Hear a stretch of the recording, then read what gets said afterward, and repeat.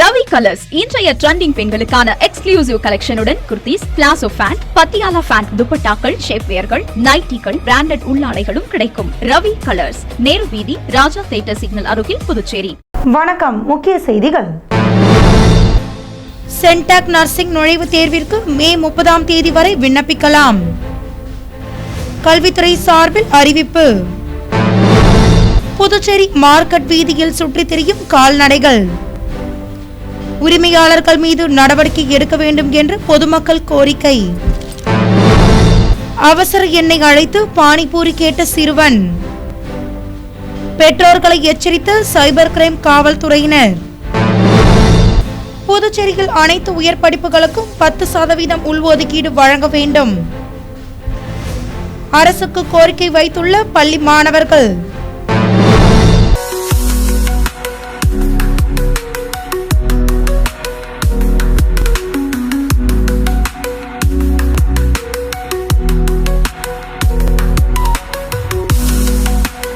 இனி விரிவான செய்திகள். சென்டாக் நர்சிங் நுழைவுத் தேர்வு எழுதுவதற்கு மே 30ஆம் தேதி வரை ஆன்லைனில் விண்ணப்பிக்கலாம் என்று கல்வித்துறை மூலம் தெரிவிக்கப்பட்டுள்ளது. புதுச்சேரியில் உள்ள அரசு மற்றும் தனியார் செவிலியர் கல்லூரிகளில் உள்ள பிஎஸ்சி நர்சிங் அரசு ஒதுக்கீட்டு இடங்களுக்கு புதுச்சேரி நர்சிங் கவுன்சில் நடத்தும் பொது நுழைவுத் தேர்வு எழுதி தேர்ச்சி பெற்றால் மட்டுமே பங்கேற்க முடியும் என்றும், இந்த தேர்வில் பங்கேற்பதற்கான ஆன்லைன் விண்ணப்பம் www.centacpuducherry.in என்ற இணையதளத்தில் வெளியிடப்பட்டுள்ளதாகவும், புதுச்சேரி நர்சிங் நுழைவுத் தேர்வினை புதுச்சேரி மாநிலத்தை சேர்ந்த மாணவர்கள் மட்டுமே எழுத முடியும். முதலில் சென்டாக் இணையதளத்தில் நீட் அல்லாத விண்ணப்பத்தை சமர்ப்பித்து யூஜி நான் நீட் விண்ணப்பம் எண் பெற வேண்டும் என்றும், அதனைத் தொடர்ந்து அதே யூஜி நான் நீட் விண்ணப்ப எண்ணை குறிப்பிட்டு சென்டாக் இணையதளத்திலேயே புதுச்சேரி நர்சிங் பொது நுழைவு விண்ணப்பத்தை பூர்த்தி செய்ய வேண்டும் என்றும், மேலும் விண்ணப்பதாரர்கள் வரும் மே 30ஆம் தேதி வரை ஆன்லைனில் விண்ணப்பிக்கலாம் என்றும் கல்வித்துறை சார்பில் தெரிவிக்கப்பட்டுள்ளது. புதுச்சேரி மார்க்கெட் வீதியில் சாலையில் சுற்றித் திரியும் கால்நடைகளின் உரிமையாளர்கள் மீது தகுந்த நடவடிக்கைகள் எடுக்க வேண்டும் என்று பொதுமக்களும் சமூக ஆர்வலர்களும் கோரிக்கை வைத்துள்ளனர். புதுச்சேரியில் பல்வேறு முக்கிய சாலைகளில் விபத்துகள் அதிகரித்து வருகிறது. மேலும் விபத்துகளை தடுப்பதற்கு காவல்துறையினர் பல்வேறு முயற்சிகளையும் நடவடிக்கைகளையும் மேற்கொண்டு வருகின்றனர். இந்நிலையில் புதுச்சேரி மார்க்கெட் வீதியில் கால்நடைகள் அங்கும் இங்கும் சுற்றித் திரிந்து வரும் நிலையில் இதனால் கடை வியாபாரிகளும் பொதுமக்களும் பெரும் சிரமத்திற்குள்ளாகின்றனர். மேலும் சாலையில் சுற்றித் திரியும் கால்நடைகளால் வாகன ஓட்டிகள் பல்வேறு இன்னல்களை சந்தித்து வருகின்றனர். எனவே பொதுமக்களுக்கு இடையூறு அளிக்காதவாறு நகராட்சித்துறை மூலம் இதனை சரி செய்ய வேண்டும் என்றும், கால்நடைகளை சரியாக பராமரிக்காத உரிமையாளர்களின் மீது நகராட்சித்துறை மூலம் தகுந்த நடவடிக்கை எடுக்க வேண்டும் என்று பொதுமக்களும் சமூக ஆர்வலர்களும் வலியுறுத்தியுள்ளனர்.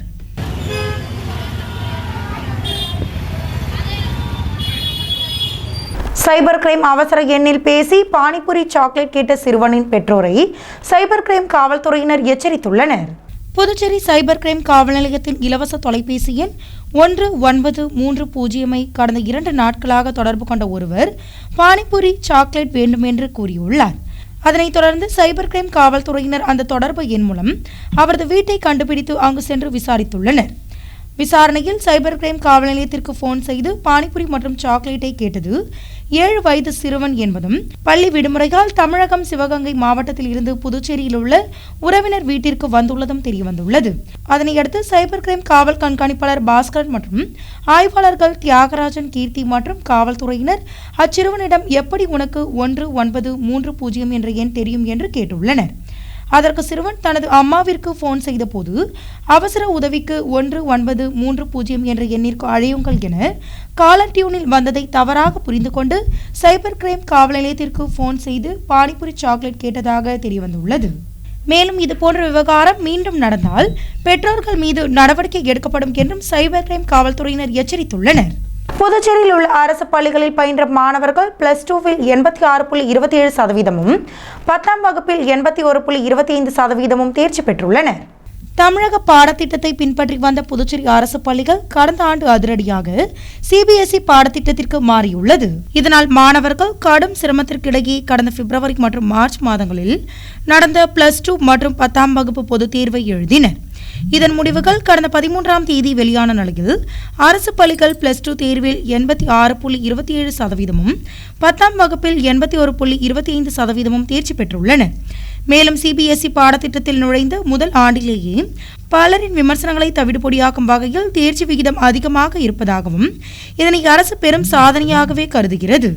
மேலும் மருத்துவ படிப்பில் அரசு பள்ளி மாணவர்களுக்கு உள் ஒதுக்கீட்டு வழங்குவது போன்று இன்ஜினியரிங், வேளாண், கலை, அறிவியல் உள்ளிட்ட அனைத்து உயர் படிப்புகளுக்கும் 10% உள் ஒதுக்கீடு அரசு வழங்க வேண்டும் என்ற கோரிக்கையை மாணவர்கள் மற்றும் பெற்றோர்கள் வைத்துள்ளனர்.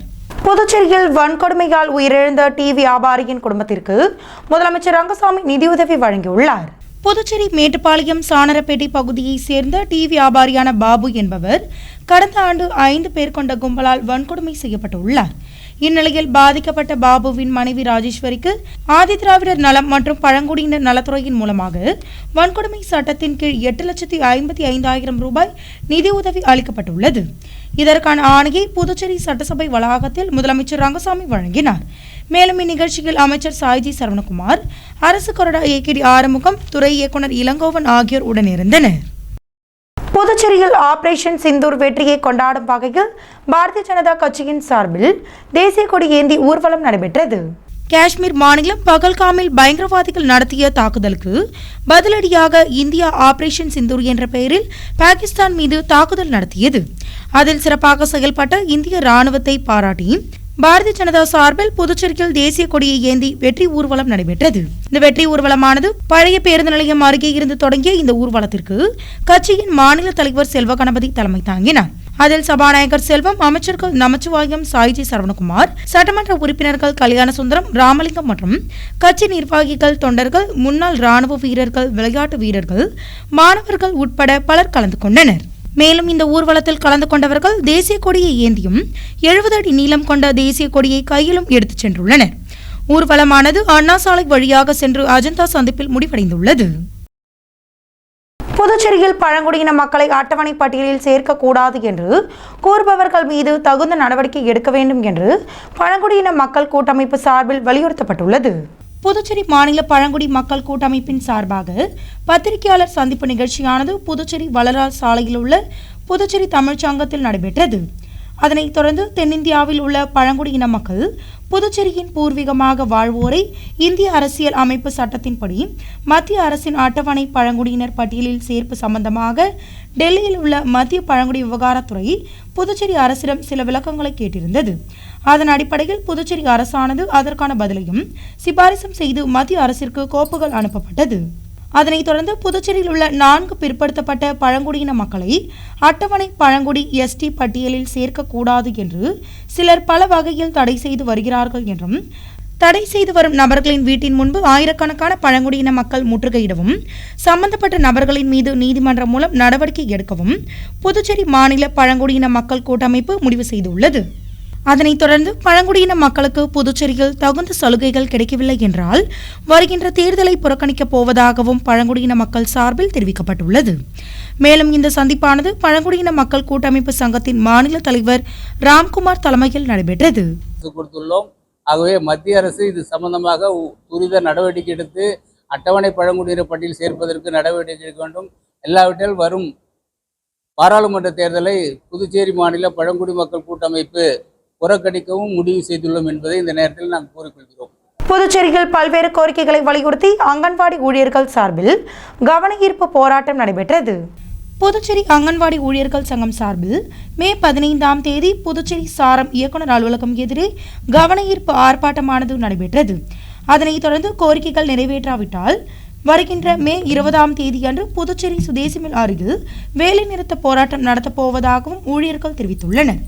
அதனைத் தொடர்ந்து அங்கன்வாடி ஊழியர் சங்கத்தின் முக்கிய கோரிக்கைகளான மாத இறுதி நாளில் ஊதியம் வழங்குவது, 7வது ஊதியக்குழு பரிந்துரைகளை அங்கன்வாடி பணியாளர்களுக்கு அமல்படுத்துவது, கடந்த 4 ஆண்டுகளுக்கு மேலாக போனஸ் வழங்காததை வழங்க வேண்டும் என்றும், காலத்தோடு பஞ்சப்படிப்பை வழங்குவது, தகுதி வாய்ந்த ஊழியர்களுக்கு சூப்பர்வைசர் பதவியை வழங்குவது மற்றும் தகுதி வாய்ந்த உதவியாளர்கள் அனைவருக்கும் ஒருமுறை தளர்வு வழங்கி ஊழியருக்கான பதவி உயர்வு வழங்குவது, ஒப்பந்த அடிப்படையில் பணி செய்து வரும் அங்கன்வாடி ஊழியர்கள் மற்றும் உதவியாளர்களை பணி நிரந்தரம் செய்வது போன்ற கோரிக்கைகளை வலியுறுத்தி இந்த ஆர்ப்பாட்டமானது நடைபெற்றது. அடுத்து வருவது புதுச்சேரியின் இன்றைய தங்கம் மற்றும் வெள்ளி விலை நிலவரம்.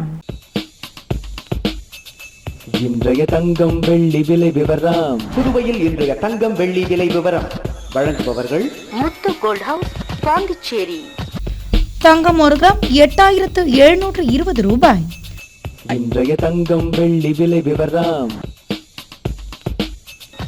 வெள்ளி 10 கிராம் 1050 ரூபாய். இத்துடன் ஏஎம்என் செய்திகள் நிறைவடைந்தன. வணக்கம்.